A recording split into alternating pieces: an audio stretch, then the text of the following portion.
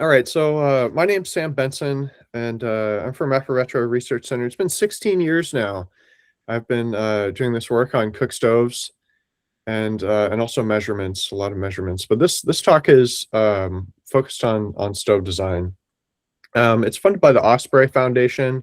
We've been doing these webinars. This is the third one now, and we have another one coming up, and we're planning more.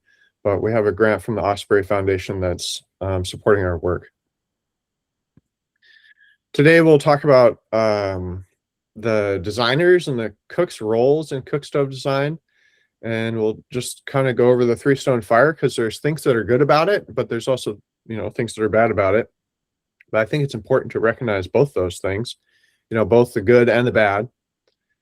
And we'll talk about rocket stoves, and I have more content on rocket stoves, continuously fed stick burning stoves. I have more content on that. We have a nice publication that I drew from that I wanted to, we're going to go over in this talk. And then forced draft rocket stoves. So that's really the jet flame. So that's I have a couple slides on that. And then pellet stoves, T-LUD, semi-gasifier stoves, charcoal stoves, a little bit of content on that. And then I want to go over this, what we call the method of iterative development. So I have two slides on that, and that's a general concept that that we really love at Aprovecho. Do lots of tests. So the roles in cookstove design. You have that designer, just focusing on the designer and focusing on the cook. And so while the designer has a role in the entire process, the designer must work with the cook to define the problem and ideate and iterate the solution. So I have this nice graph that Jaden used, but focusing on field testing, but it's the same idea for the whole design process. So you have to understand the problem, define the problem, so empathizing with the users to know what they need, and then have an idea about how to fix it, make a prototype, test the prototype, and then implement. So the cook really knows what their problem is, and they can help you to define the solution, and they can help you to identify what's the best solution. And so the designer really has to work with the cook to understand the problem and to define the solution. And yeah, the other big part is manufacturing and distribution. So that's where cost comes in, and that's where material selection comes in. If the designer's not aware of those things, then you won't finish the job. And I guess I lost one slide here where what happens if you don't. Okay, I wanted to go over this. What happens when the designer works alone? The cook will contain innovative features and score well during lab testing. So this is a stove that we made, and it's a great stove, but it just doesn't do everything it needs to do. It has features that'll probably be desirable to cook. So I'm going to highlight one later in the talk where it has control of primary air, and so that allows it to control firepower, and it allows it to be clean burning at different power levels. But it's kind of hard to use. This stove is also really hard to build. And so that's why it never made it. It has these elements. It's in our book from 2016, Clean Burning Biomass Cookstoves, and then we updated in 2020. And that was done under DOE grant. But this stove has these elements in the combustor that get too hot and can't be made. And so that's what happens when the designer works alone. So you really need the input from the cooks and from the manufacturers to make sure that that you're going to make an impact. Okay, I just want to we'll go back to, so what are we looking for from users? Aside from that general idea of, is the stove easy to use, and is it possible to build? Well, these are info we can look for, we can find from users to make a better stove. So the maximum minimum firepower, this is where I was thinking, okay, cooking with gas, I had to heat up my coffee, and how long does it take to start the stove? Well, you push a button and it starts it. So that's something you could observe from my cooking habits. You could observe that from somebody else. And that is a really common task. Heating up breakfast food or heating up tea with gas is happening all over the world, and that's where gas stoves really shine. So I just highlighted startup time and method uh, is something to learn from users. But I just wanted to point out the reason why I mentioned my habit of heating up the coffee. Just want to point out that there's some things that I think are true the world over, is that you want things to be easy. You want things to be easy. Then the other habit that I have that I wanted to share about cooking is cooking with charcoal and making a lot of smoke during the process. And that's also something that we hear all over the world, that the food tastes better with smoke. And so those are two very different concepts that you can learn from the users, and you can use that to design a better stove and to keep your work in context. Yeah, to really keep the work in context. It may be that, like in the case of the charcoal stove that I have, you can't replace it, because it's a cooking method, and it's a cooking method that that people enjoy. So understanding the three-stone fire, we have I have a photo here of somebody making ugali or something similar, where it's corn maize, it's cornmeal, and it has to be stirred, and it dries out, and it takes a lot of force to make that meal. There's just a lot of impact on the stove, a lot of force that's on the stove to be able to cook that meal. And so that's something we've seen. There's another design, a photo of a design I have later in the talk, that that was one of the that was the main feedback that we got about this design, is that it's not durable enough, it's not stable enough. It's not stable enough. We don't have a test for that. And so if you don't have that in mind, that you need to have this stable platform, then the stove's not going to work for people. So that's just something that's common with the three-stone fire. You can see in that bottom picture, they're really big stones, and so the pot is nested inside those stones, and so that's where that stable surface comes from. So you can't forget that. And the picture that I showed of the tea lead, that's a tall stove, and natural draft tea leads, they really end up being tall. That's how you make them clean. And that makes it harder to make them stable. The other variable firepower, I think, is a really important thing about three-stone fire. You can have a range of firepower, maybe 2 kilowatts minimum. Unless you had really small sticks, you could go lower than that, and then as big of a fire as you want in the same space. And those rocks can be moved out, or you might have another set nearby. So variable firepower is important. That's something with tea leads that's difficult to do. The difference between maximum and minimum firepower on a tea lead, even though they're really clean burning, it's hard to have them have that range. And then variable sizes of pots and types of pot, flat or round bottom. You can do that on a three-stone fire without thinking about it. But with a cook stove, with the stove that we make, where we're trying to optimize channel gaps, the pot matters a lot. But then everyone knows the efficiency of a three-stone fire is low. What people may not know is that there is a range in efficiency, and so the taller three-stone fires are less efficient than shorter ones. And so I've personally achieved 24% in the lab, and I've heard about 30%, but I've done 24. About from 254 field tests, we got 11.3. That was cooking, but we did correlate that to boiling water. Okay, so let's talk about rocket stoves. And like I said, I had a nice Aprovecho has this nice book that is probably uh, it's about well, it's over 20 years old, but it's a really nice book that goes through these 10 design principles that Aprovecho Larry Winiarski wrote down. They wrote down as a guidance for designing improved wood burning cook stoves. So that's in this book, and it's on our website. There's a part of our website called publications, and there's a lot of material there. Um, Not very many websites have as much content as ours, and so you'll find nice content on that publications page.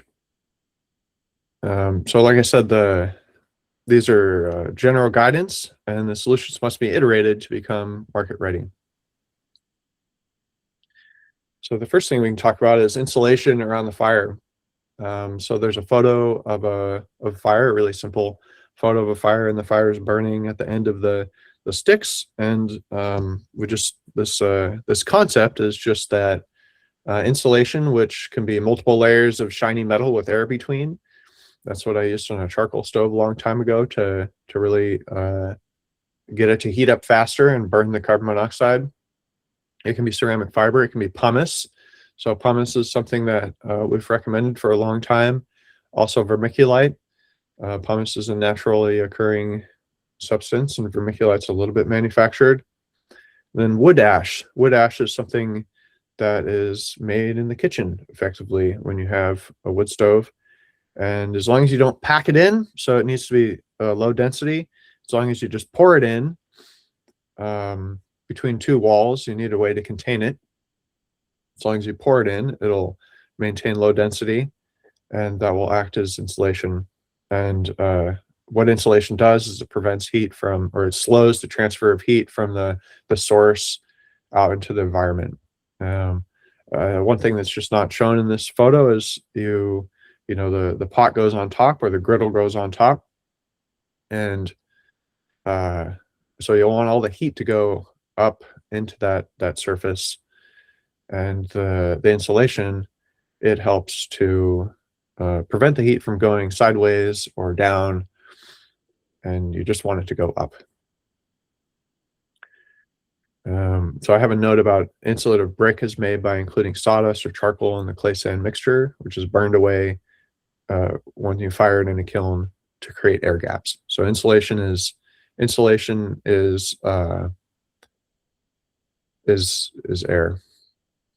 air that doesn't circulate. So an insulated chimney above the fire, that's a little bit different. So what we're stressing on here is a space above the fire, a hot space above the fire, which we call a riser, allows emissions to burn before they hit the bottom of the pot. Flames hitting the bottom of the pot make PM2.5 and carbon monoxide. And so that's what I'm talking about here. It's not just that it's insulated, it really needs to be insulated, or else you lose thermal efficiency. The taller you make that riser, the less efficient the stove will be. And so you want to minimize the heat loss through that riser so that you don't sacrifice thermal efficiency in your pursuit of low emissions. And this drawing shows this ratio of 1:3, where there's an opening to put the fuel in, and the air comes in through that opening. And then it has this ratio of 1:3 where the height is 3 times that opening. What we've noticed is that at that height, you definitely lose efficiency. And so we would recommend going down to 2. But that's always the trade-off, is the taller you make the stove, it's most likely going to be cleaner as long as enough air is coming in, but it's going to be less efficient. Burning the tips of the sticks. This is a really important thing about how to make a continuously fed wood burning stove clean burning. So these graphics here, I've got 3 drawings, one of a stove that we made, and we're continuing to work on. You know, we have a recent prototype all through this Osprey work, there are prototypes that use this feature of what we call a fence to prevent too much of the stick from burning at one time. Then in the middle, I have a simple drawing where it's just showing the fire on the ends of the sticks. And then on the right, it says smoldering makes wood smoke. So there are two different sources of emissions in this concept. So by burning the tips of the sticks, so there's two different sources. So the one on the right, talking about smoldering, that's something where the fire started in one place, but then it went out, and so that's what smoldering is. And so you have wood that's getting hot, that's hot already. So the wood that's hot already, and it's producing those volatiles. So the volatiles, the long chain hydrocarbons, those are in the wood, and when you heat the wood, they're driven off, and that's the visible smoke, and that's the organic PM2.5.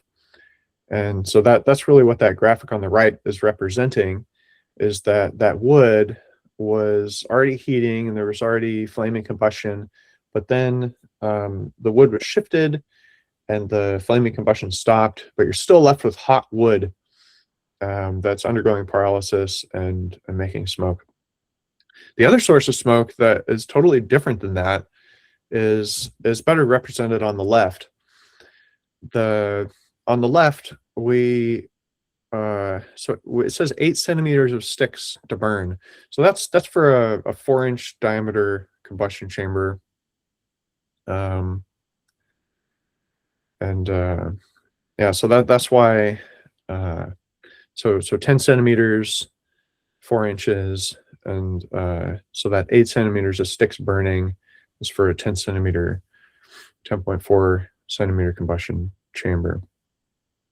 So the other source of emissions that you'll see that's better represented on the left is when you have a stove and too much of the stick is burning, it'll use up all the oxygen in the stove, and it'll make black smoke, and it'll make long flames, and those long flames will hit the bottom of the pot, and they'll quench on the bottom of the pot. And so that's really easy to observe in a rocket stove. If you put too much wood in it, you'll get these wisps of black smoke coming out from underneath the pot. And that's because there's too much wood in the stove, and there's just too much wood in the stove is what we know for sure.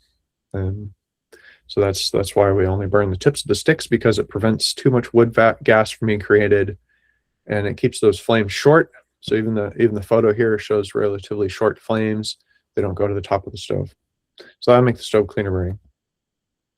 All right, I'll try to speed up a little bit. So the number of sticks controls the firepower. That's a basic concept, but actually it's really relevant when you're doing stove testing. People, we really need to remember this, that the way that you control the firepower in a rocket stove is by adding sticks or subtracting sticks, or the length of the stick that's burning. That is how you control the firepower of a wood stove, continuously fed stick burning stove. Maintain strong airflow through the stove. Help to promote complete combustion and generate higher temperatures. It'll also have the gases strike the bottom of the pot. They'll reach closer into the pot instead of going around it with higher velocity. And then too little airflow will create excess charcoal. So I have a slide later that shows what happens when you have too little airflow flowing through the charcoal. You make excess charcoal. Short stoves have less airflow because there's less draft, but less buoyant force. And stoves with tight channel gaps or convoluted flow paths will have less airflow. So we'll talk about channel gaps really soon, because that's super important. Maintaining constant cross-sectional area. This is a really important concept that everyone should know, which is that it speaks to that convoluted flow path. So when the gases go in the front of the stove, that's the maximum amount that can fit through the area of the fuel opening of a rocket stove. Is if that's the only air source, that's what defines how much air can flow through the stove. So you start with that area, and then you can have the combustion chamber be the same area, and then you can have these channel gaps be the same area. So the channel gap is the distance between the bottom of the pot and the top of the stove. And if you kind of twist your mind around, you can imagine a cylinder is what that area turns into, as a cylinder, because you have a flat surface on the top of the stove, and then you have this space, and then you have the bottom of the pot. And so the gases go up through the combustion chamber, and they go around along that flat surface and out from they go along the flat surface of the top of the stove, along the bottom of the pot, and then out through the cylinder.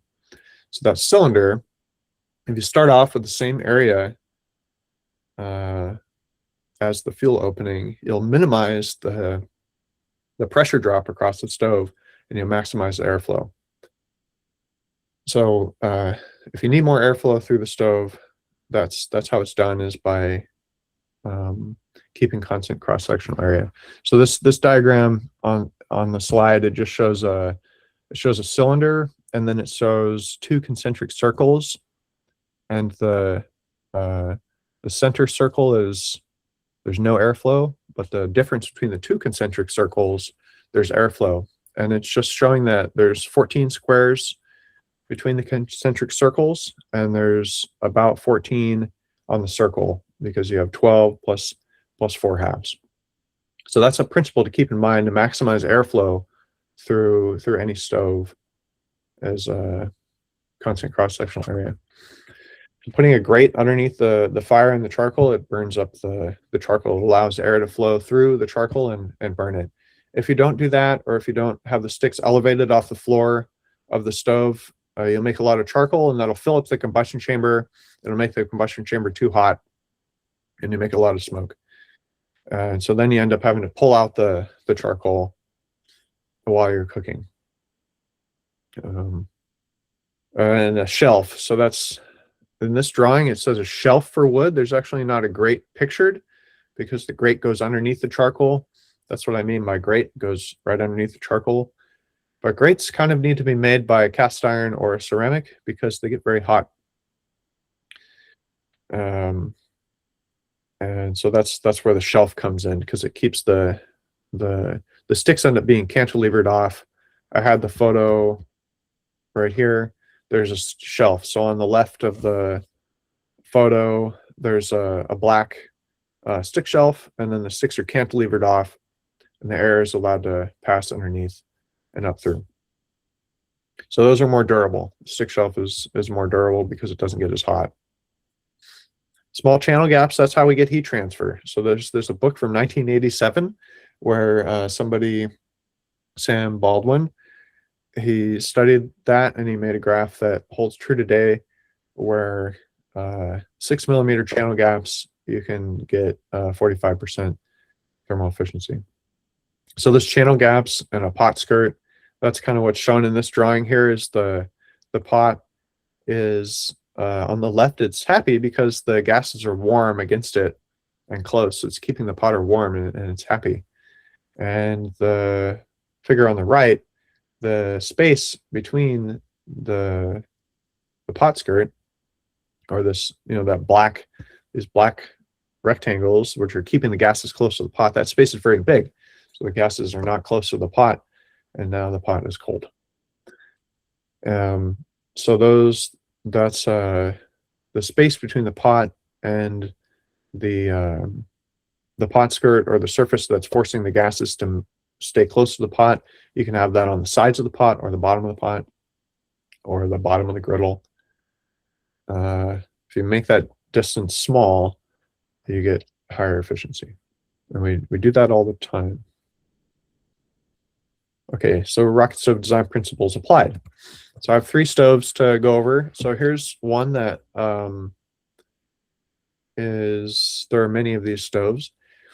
This stove has a wide pot skirt, so that was really the big challenge with this stove, is that it was certified in the lab at over 30% efficiency, and but that is completely dependent on how tight the pot skirt is. So this distance, you can see, I have this star here. You can see this corrugated metal. So the distance between the R clip, the distance between the wall of the skirt and the side of the pot, it has to be small. It has that particular pot skirt with the corrugations needs to be snug against the side of the pot. It needs to be touching the sides of the pot, or maybe 1 millimeter away, so you can get the pot out. But it can't be 3 centimeters. It won't get the same efficiency. It'll be much less if it's operated like that. So that's a feature of the stove, and also it's high mass. So these are sun-dried bricks. It's made from sun-dried bricks. So a good thing about these bricks, it's really durable. That's why we put the jet flame in it, and we were happy with it, because you can't overheat these bricks. So that's what's good about them. But the bad thing about them is they absorb a lot of heat. So for a short cooking task in particular, you lose efficiency because you're heating up the mass of the stove before you're heating up the food. But the stove does block the wind, and it still does hold heat. So I watched somebody cooking with the roots from a tree, which could never really dry out, and the stove helped with that, because it did allow some heat to reflect back into the fuel and help it to burn. So there are benefits from the stove, but there's detriments as well. So this is an example I was talking about. When there's not enough airflow, it'll make a lot of charcoal. So that's the picture on the right. It'll make a lot of charcoal. So this stove, when I tested it like this, they got 12.3% thermal efficiency. And so that was the high mass, the large channel gap, and the relatively small pot made the low thermal efficiency. So then I have another stove here, the low mass single wall rocket stove with the large pot. So I switched pots in this presentation, because the next stove, it's the same pot. So I want to show you really apples to apples comparison of what happens between two stoves with the same pot. But it is a different pot. So if you look at these numbers in particular, thermal efficiency from this stove versus the one we just looked at, it is dependent on the diameter of the pot. So this stove had a narrow channel gap. So I've got the first arrow that points to this really small space.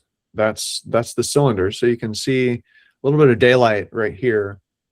And if you kind of revolve around this, the pot's a cylinder, and so you're extending this empty space down till it hits the bottom of till it hits the top of the, and that's a cylinder, and that's the channel gap, the area that has to be small to promote better heat transfer into the pot. So it had a narrow channel gap. The walls in the combustion chamber were low mass. This is vermiculite board. That's kind of an advanced material. This was in South Africa. It was available, but this was vermiculite board we were using. And then it had a grate to help burn up the charcoal and promote airflow through the charcoal to increase the temperature of the combustion chamber. So this stove got 31.3% thermal efficiency. So that was because of the smaller channel gaps and the better insulation, that vermiculite board, and then the larger pot. So while no pot skirt was used, that's what I want to highlight with the next slide. The good thing about this stove is we didn't use a pot skirt. So it doesn't depend on how the user uses the pot skirt to get this efficiency. It does depend on the pot, the size of the pot. Bigger pots have more surface area, so there's more opportunity for the gases to impart their heat into the pot when there's larger surface area. So larger surface area gets higher efficiency. If you have a small stove, a small fire, and you have a large surface that you're trying to get the heat into, it's going to be more efficient versus a large fire for that same surface. So then we have a low mass single wall bucket stove with a large sunken pot. So this stove is really a pot skirt. Its main feature, definitely the efficiency, comes from the fact that it's a pot skirt. It's keeping the gases close. It's keeping the gases close to the sides of the pot. That's what a pot skirt is. That's what we call a pot skirt. That's what it does. It keeps the gases close to the sides of the pot. And this stove has other features. It's a single piece of sheet metal that's wrapped around. It is rolled with curvature. The thickness of the material mattered. If it's too thick, it makes it too stiff and you can't adjust the diameter. So I have another slide. The next slide shows how you can adjust the diameter, but in this one, just to the left of that red circle, there's a nut, and you can open and close the nut. This was a prototype before it had a handle. You can open and close the nut, and that you can change the diameter that way. So yeah, the thickness matters because if it's too thick, this was 201 stainless, it won't bend. You can't adjust the diameter. The other thing that's really good about this stove is it's very durable in the sense of being able to resist heat. So it's durable in the sense of it won't degrade during use because of the heat from the combustion. Because the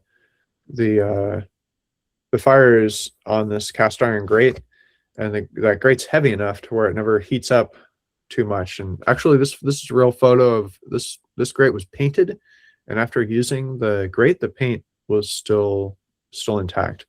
And so that was just really direct evidence that that metal was not going to degrade from heat. The same thing was true with the pot skirt. Because the fire's in the center of the stove and there's a lot of space, the gases don't get close to the metal, except for on the top. But down here where the fire's really hot and the gas is really hot, they're kept away from the metal. And so we only saw discoloration of the 201 stainless steel. We didn't see any scaling. And so we think that this is a very durable stove in the sense of being able to take heat. So here's detail about another feature of this stove, where it's adjustable pot skirt. And this is just something that I kind of purposely included this original prototype drawing, because this is something that hasn't been mastered. It hasn't been done really well, hasn't been executed really well. Is an adjustable pot skirt. That's always something that can take more work, is making it so that it's easy to keep the pot skirt close to the sides of the pot. But this stove, that was something we worked on when we made this stove. Adjustable pot skirt. So it's got 37% efficiency, so it was more efficient. So it had that same pot as the low mass rocket stove, but it had the pot skirt. And it's just so we like this stove because it's durable in terms of heat, and it's very efficient. But those results are dependent on the user actually closing the pot skirt around the pot.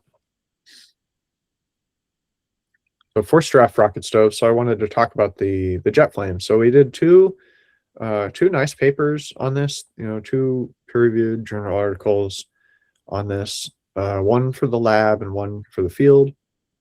These are photos, and the results I'm going to talk about are from the lab tests. So we had 6 stoves, and each of the stoves was tested natural draft without, so natural draft as pictured there. So there are 3 with pot skirts and 3 without.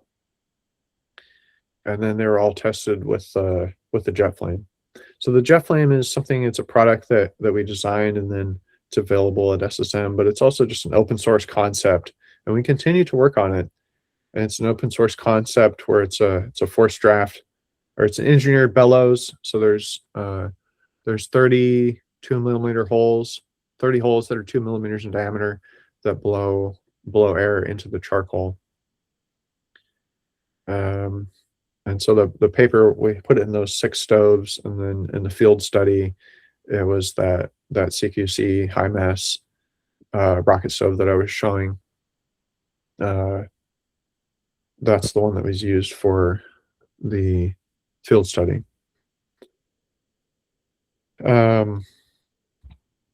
So it makes stoves cleaner. So this was the lab test, and all the orange dots are with the forced draft, and the blue dots are with the natural draft. In this graph, you want to be on the lower left because that's the lowest PM and the lowest CO. So that was really powerful that across those 6 stoves you could do that.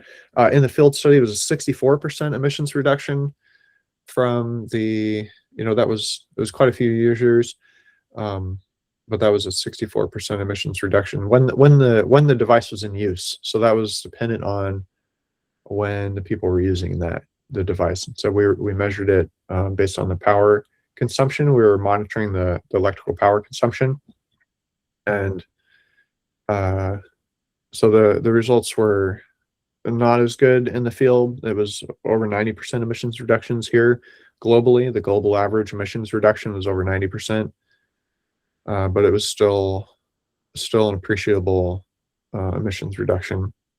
So that's something we're definitely still working on, and encouraging other people to try the same concept, because we've the 2016 book, Clean Burning Biomass Cookstoves, it details what you need to know, which is fan pressure and hole size, so that you can make one. And it makes stoves more efficient. So same thing, the orange dots are the forced draft stoves, and the blue dots are the natural draft stoves. This is paired, so there's open fire, natural draft, forced draft, African bucket, natural draft, forced draft. So it goes on like that, where each red dot is higher than the blue dot to the left of it.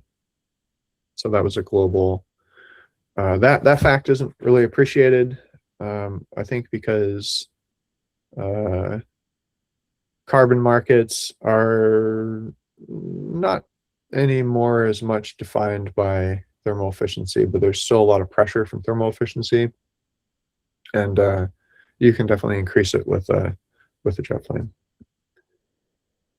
So pellet stoves, the top lit updraft semi-gasifier pellet stoves, or TLUDs. So the TLUD is an acronym that we've used for a long time, top lit updraft. We've used it for a long time. I think it's widely known. But these stoves are more common today. They're getting more popular. They depend on the availability of the fuel, their performance, which is the performance in the sense of emissions, PM 2.5 and CO, depends on what fuel is being used. If you use sticks in a stove in a TLUD that's designed to burn pellets, you'll make way too much firepower, too much wood gas, and too much smoke. And so that's why these stoves, for their benefit, for people that appreciate a clean burning stove, and also the length of the burn duration. So the sticks are the low packing density. It's when you have air gaps between the pieces of fuel. When that density is low, the fuel will burn much faster. Also, just the mass of the fuel. So with pellets, the packing density and then the fuel itself is dense, and so you can fit more mass of fuel in the combustion chamber or in the fuel hopper, and get a longer burn time. Whereas if you use little sticks, you won't get as long of a burn time. So the user will experience shorter burn time and more emissions if they don't have the fuel that the stove is designed to use. So I'll go over this graphic. It's similar to the other one, but this one's kind of nice. But there, you can have natural draft and forced draft TLEDs. But the way TLEDs work is you have primary air that comes in through the bottom. It goes through the fuel bed, and then it starts the combustion.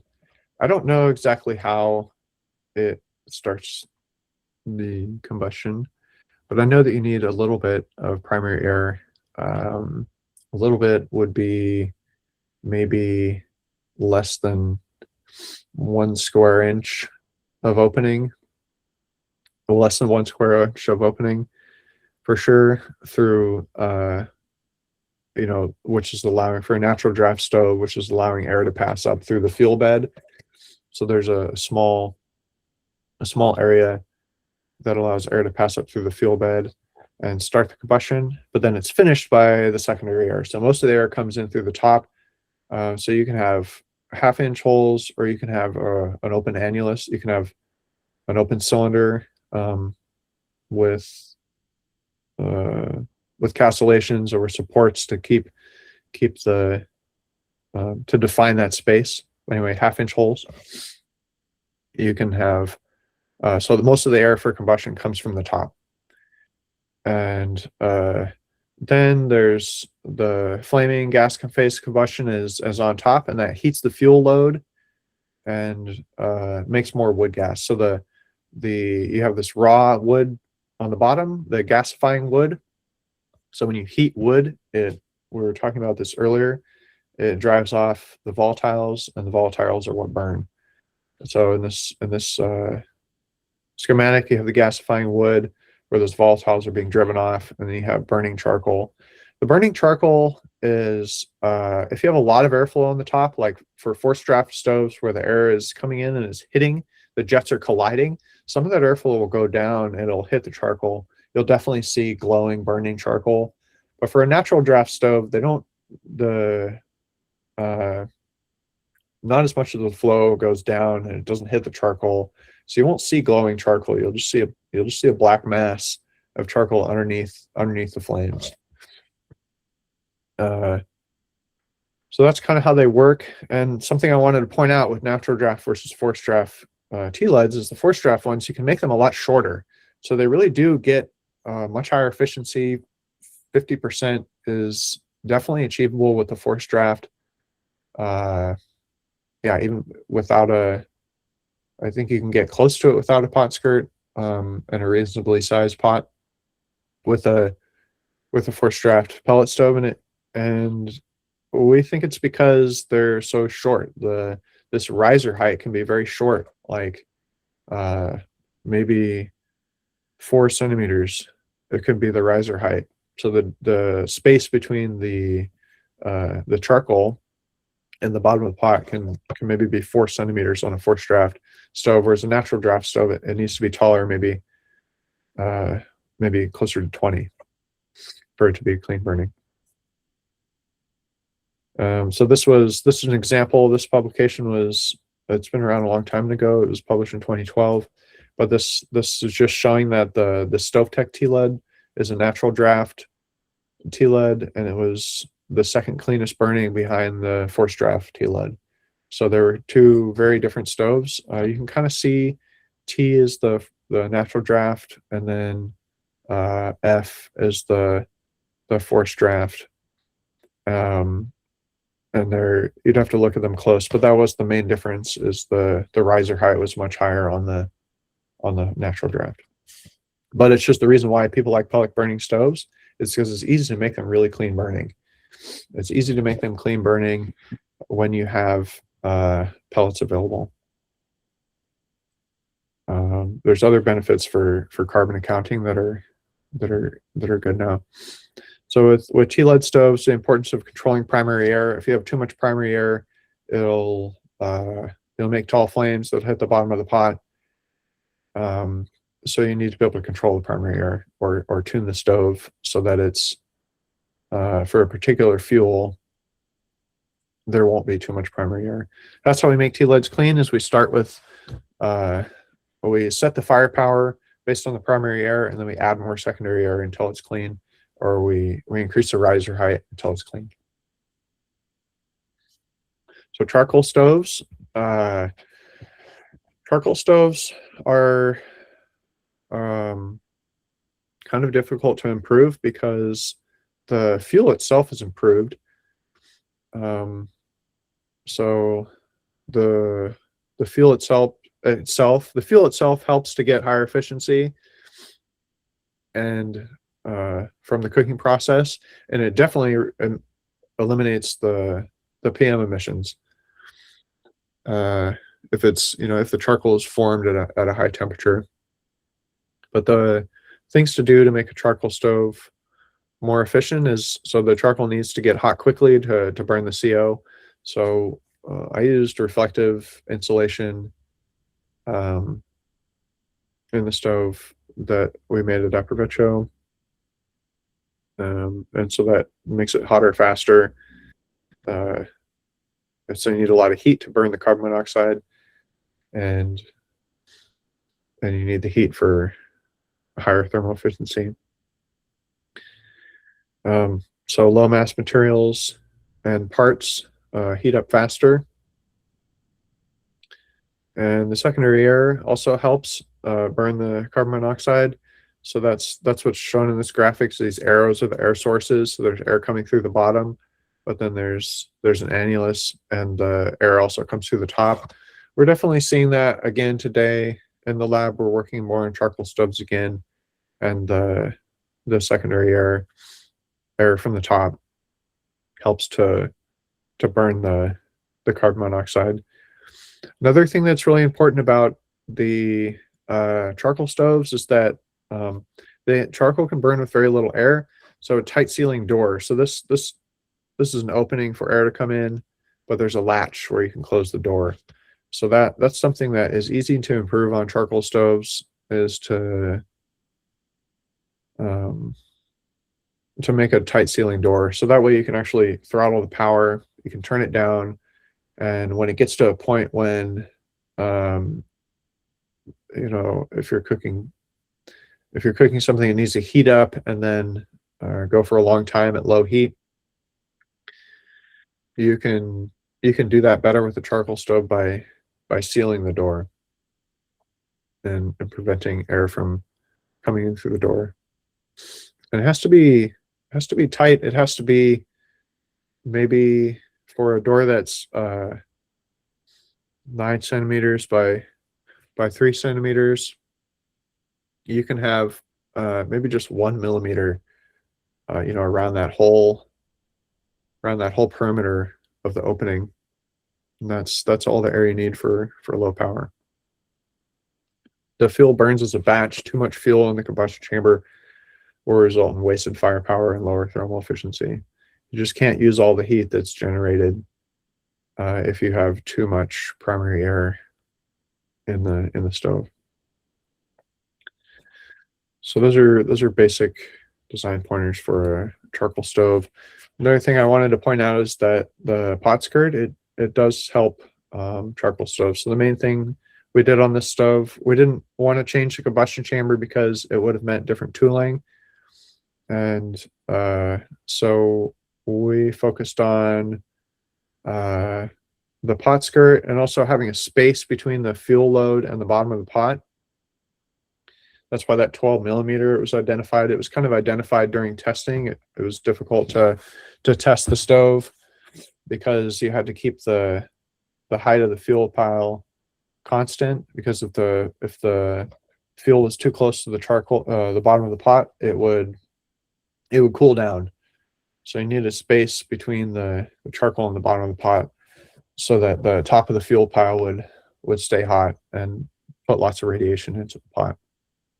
So with those two changes, we went from 25 to 33% efficiency. The last thing I have to share is just this concept of iterative development. So come up with a hypothesis and then test it, and then learn from the results, and do that iteratively and many times. So I just have an example of where, did secondary air reduce emissions. And so there was one particular test, when we tested that hypothesis, we did that one replicate. We went from 34 grams megajoule delivered to 17. And then this graph is just showing that I took out the test names just because of the context of the data, but it's showing that we were able to do a lot of tests. We were able to do a lot of tests in 3 weeks because we started early and we kept going. And so in this graph, it was just thermal efficiency, and the blue dots are individual tests, and the red lines are the average of those individual tests. So the fourth line over here is 4 tests, and there was an average. So we're able to look at each average and learn why was it different than the one next to it. Then we're able to make progress on each design by just keep testing them, make it a hypothesis, test the hypothesis, look at the results, and make a decision and try again. So we really think it's important if you have the lab space, or if you have if you're thinking about working on stoves, really just need to try things and learn from that experience. Rocket stoves are evolution of a 3-stone fire. They're easy. You know how to use a 3-stone fire, so it kind of makes it so you know how to use a rocket stove. But it's an example of how you can make something better by using some technology. That I think that's important to remember is you can't get the performance you can't get a performance increase without some investment. If it's in materials or if it's in learning how to use something, it takes an investment to get that performance increased. 3-stone fires, flexible and available. TLEDs are clean burning, but they depend on their fuel and tuned airflow. And charcoal stoves can be made to save fuel, and advanced materials and manufacturing are available.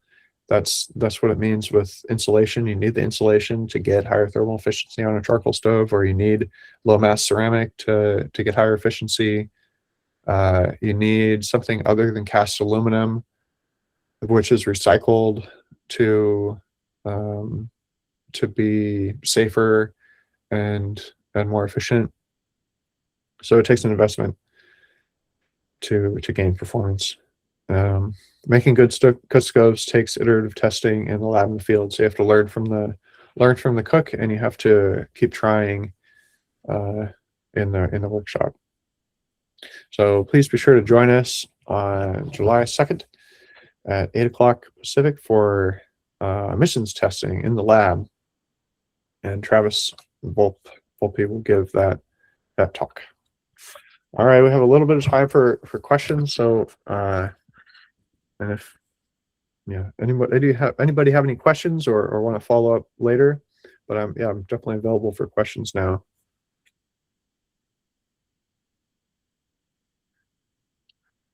That was kind of a lot of content, so hoping. Camille, go ahead. Okay, thank you very much, Sam, for the excellent presentation that you have shared us. I have a few questions.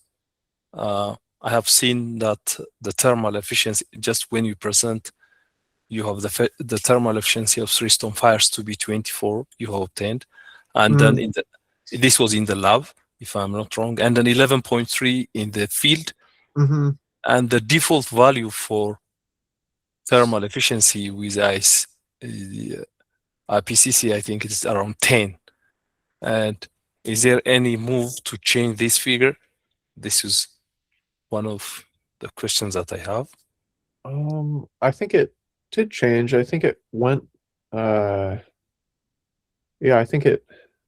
I'm not sure. I know that I thought it did change, and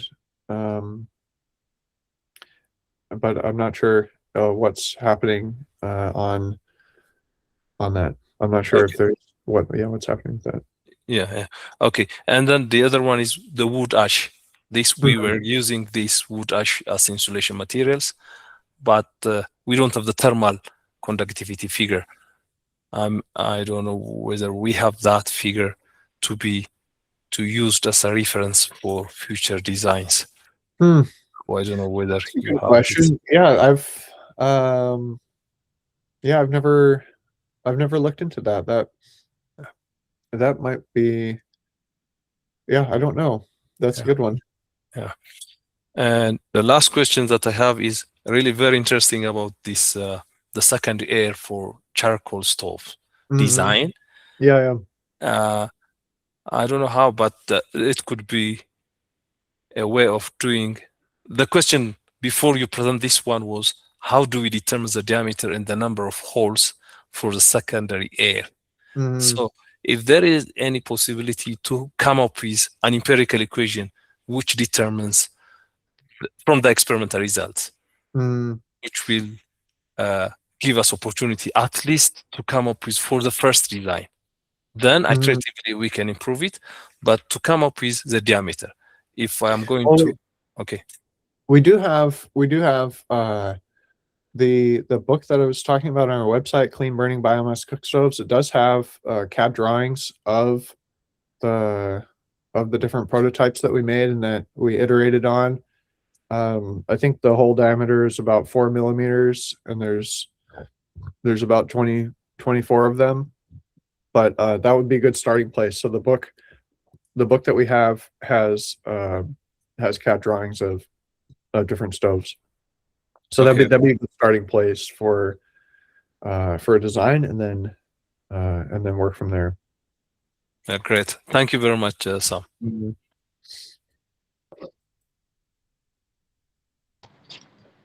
Thank you for presentation, sir. Yursem. I have a question. Okay. Based on what can we now the duration of a stove design?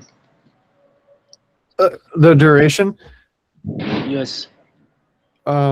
duration or durability? What is the best? What is the based on the criteria of the duration of the design of a stove? Hmm. I'm not sure I understand the. Maybe durability of the stove. Oh yes, yes. Or Yeah, durability. dura- Yeah. Let's see. So, well, yeah, durability is always a difficult question because there's no public data on how long stoves that have been in the market are, how long they've lasted. I haven't seen any public data on how long um, stoves that have been in the market, like from Burn or SSM, how long they've lasted. But the I've heard that um, the Kenya ceramic Gico type of charcoal stove will last 1 to 3 years. Is something like that is what I've heard. So high mass ceramic in a charcoal stove, I've heard 1 to 3 years. Mild steel mild steel in a rocket stove or a T-lead will last less than 6 months. So mild steel in close proximity to the flames and the charcoal, it will degrade, very quickly, less than 6 months. So for durability, that's why for durability the ceramic. So for durability in terms of heat, ceramic is the best option, and also cast iron are great. Second question. Hmm. In the designing of a stove, do we base we base it on a country of difference, or this it have its own criteria? And do we design based on the needed of the people? The needed capabilities, yes, yeah, yeah. The stove has to be designed to work with the users, and so that's dependent on where the people are and what they're doing. But there are things that are constant which is that it's like for a charcoal stove, that's something that we just saw recently. So for charcoal stoves, being able to light the stove quickly, I think, is a universal feature that people desire. I think where it becomes dependent on what the people are doing is how long.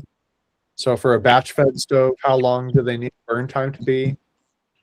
Is something that's dependent on the people. The maximum firepower, the maximum and the minimum firepower are dependent on the people. For a specific region, if there's really if there's lots of fuel scarcity, and maybe the wood is it might be bigger pieces that are harder to split, so people might only have larger diameter pieces. That's something that would be dependent on the region. So what type of fuel it is, the size of the fuel, and the moisture content. If it's a particular region where it's too difficult to keep the wood dry, then you're going to have to make sure the stove can get hotter quicker to be able to burn the high moisture content wood. Thank you. All right.